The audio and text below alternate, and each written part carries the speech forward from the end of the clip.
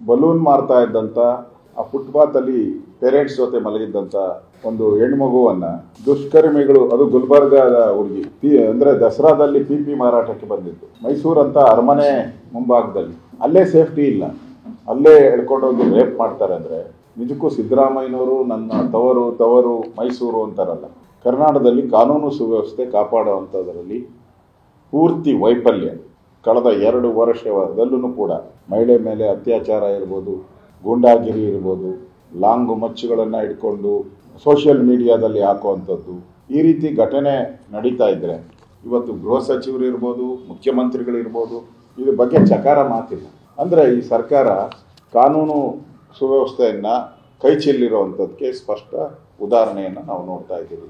ಅದು ಸಿದ್ದರಾಮಯ್ಯನವರ ತವರೂರಲ್ಲಾಗಿರುವಂಥದ್ದು.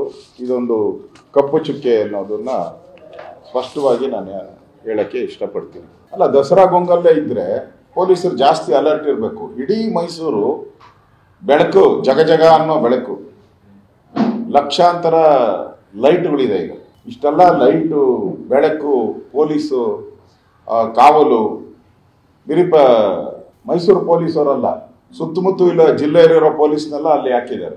ಇಷ್ಟಿದ್ರು 4-5 ಜಿಲ್ಲೆ ಪೊಲೀಸರು ಇದ್ದರೂ ಈ ಘಟನೆ ನಡೀತಾ ಇದೆ ಅಂತಂದ್ರೆ ಈ ಸರ್ಕಾರಕ್ಕೆ ಮಾನ ಮರ್ಯಾದೆ ಇದೆಯಾ, ಗೌರವ ಇದೆಯಾ? ಅದು CM ತವರು ಜಿಲ್ಲೆಯಲ್ಲಿ